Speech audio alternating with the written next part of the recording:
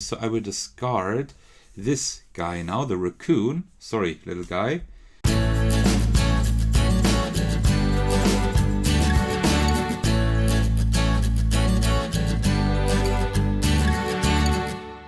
Hey everyone, there's Athekos, and it really has been a while, but I decided to revisit Food Chain Island, at least on video, because of course I've been playing this game off and on, and because I played the base game on my channel, I think once, but I have never played the expansions, and with my recent delivery of Unsurmountable, there are quite a few expansions I now have.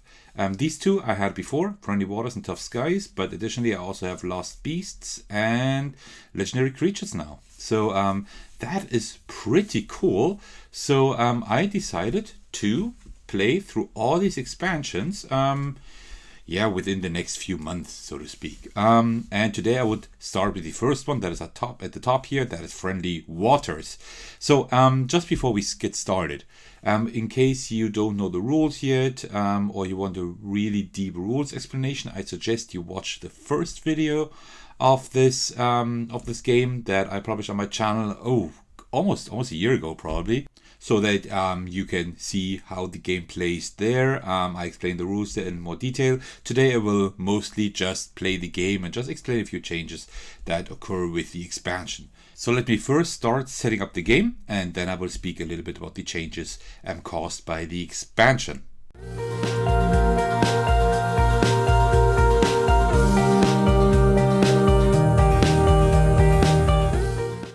Alright, and that is pretty much the setup. So one thing that changes now is you might remember that, let me get that out of the way, you might remember that we have two sea creatures here, two sea animals that we can use, that have powers that we can use one time during the game. So in the base game we have the whale and the shark. The whale lets us move one animal to any other space, and the shark lets us move one animal one space to an adjacent animal of any lower value, which are really helpful. And the Friendly Waters expansion adds three new animals now. And what we would usually do is we would shuffle all of these together and then draw two at random. But since I want to show the expansion to you, I will just choose two of these, and then we will just play with two new ones. We can't play with all three, of course, because then we might upset the balance of the game if we do it a little bit easier with three of these creatures. But let's take a look at those. So, Dolphin. Move one animal, one space to eat. Place the predator below the prey. Could be interesting. Very situational. Let's see what the others do. Octopus. Discard an unstacked animal and activate its ability. That is very interesting. We can just use another ability again. That is pretty nice. I think I want that. Manta Ray. Prevent the next predator's ability from being activated. That's really good as well, because we always need to, if you remember, we need to activate the abilities of the predators. So I think I will choose the octopus and the manta ray, and then I will discard the others for now. Okay, so let me put these in here like this. And now we should be all ready to go. Let me just work on the exposure and then we can get going. Alright, and I think that should work pretty well. Alright, so here we go. So let's first get a lay of the land. So we do have some cards here that can eat each other, so to speak. That is fine. We have a few things here also. That is not bad. Then we have that. The raccoon. Okay, I see. Snake and wolf, that won't work.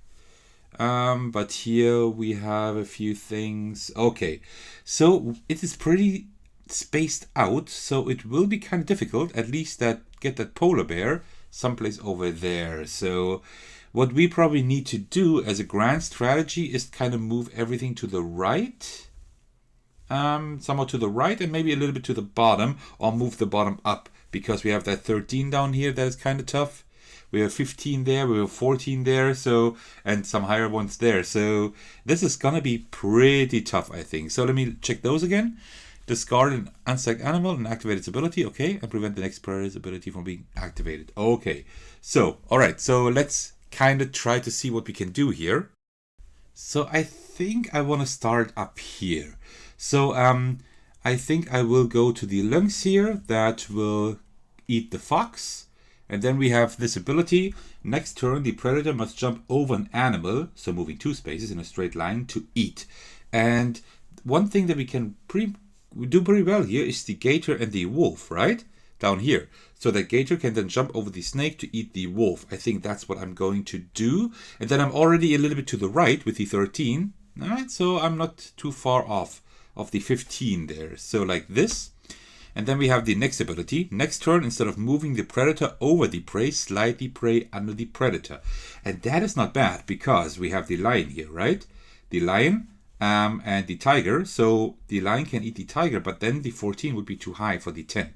So we could actually slide it under here, like this instead. So, and now that we move the lion under the tiger, the lion still is the predator.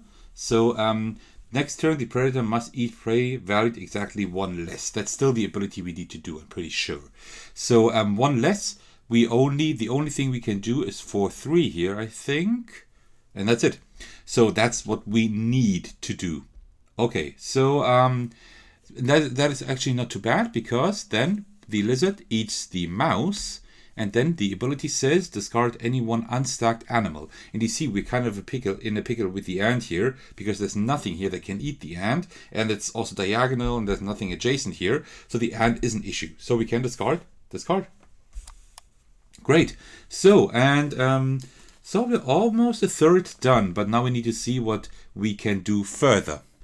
This is going to be pretty tough because of all the holes here. But I think I'm going to move the spider here to the plat. And then move 2 animals 1 space each. We need to get those in this direction here. So I will move these 2 over here. And then we need to get everything a little bit down here and also up. So let's see how we can do that. So let me see. Let's see. So probably the best thing to do right now is use the lizard here and let it eat the spider. Discard 1 unstacked animal, and I think I want to discard the polar bear because that one I think is going to be a little bit tough to use. And then the tiger will eat the lynx. And next turn, the predator must move 2 spaces to eat. I think we can do that. I think we can move the rat 2 down here. Well, actually, let me think. Actually, yeah, I think that's what I will do. Move this down here. And now I need to think. Now we can move 1 animal 2 spaces. What would be the best thing to do? Let me think. I do have an idea, but okay, let's see. So move 1 animal 2 spaces. So move that up there. I think that's what I'm going to do. And then let me go here. Like the snake is eating the rat, and then we can swap the location of 2 cards. And let me swap these 2 here, like this. And then we would move that down there, and that there. Yeah. Okay. Interesting. But then I think we can't do anything else really. Not really, no. So I will use the octopus now. That lets us discard an unstacked animal and activate its abilities. So I will discard this guy now, the raccoon. Sorry, little guy. Activate the ability. Next turn, if the predator eats prey valued exactly 1 less, discard any 1 unstacked animal. I would do that now, but there isn't anything unstacked really. Not really. So let me see. Well, now we will do the snake here, and now we can swap the locations of 2 cards. Then I would swap these 2 here. Then here, next turn, instead of moving the predator over the prey, slide the prey under the predator. I think I did that earlier in the game. I think I did that a little bit wrong, so I'm going to slide it under here. And that's all we can do. That's it. We didn't even need the manta ray, and I'm not able to do it better than these 2 stacks. So in my first game, I actually only had 1 stack left at the end, because if we take a look here, we see a little ranking system here. So if we have 1 animal left, we are an ecosystem expert. With 3 animals left, we would be an island intern. But we have 2 animals left, which is not bad. It's the second best outcome. And we are an accidental matchmaker, which I can't really get behind, because it wasn't that much of an accident. Well, maybe a little bit. And that's already it. So as you can see, the game is pretty similar with the Friendly Waters expansion, but it does shake up the gameplay a little bit with the sea creatures. But the other expansions, some of them at least, are a lot more interesting, so I will definitely play through all the expansions at some point. But today I just decided to play through that one expansion. So if you're still watching, thank you very much for doing so. That was my playthrough of Food Chain Island, this time with the Friendly Waters expansion. If this is the first of my videos you're watching, why don't you head over to my channel? There are lots of other videos there, a lot of button shy games also, and there will be lots more in the future. There's still so many games I need to record. I just need to find the time, to be honest. But if you're still watching, thank you very much for doing so. I really appreciate that. And if you enjoyed this video, why don't you let me know by commenting under the video, and let me know if you also played with the expansion already or only the base game, or if you don't own the game yet and are interested in getting it. And apart from that, thank you very much for watching, and I will see you in the very next video. Take care everyone, and cheers.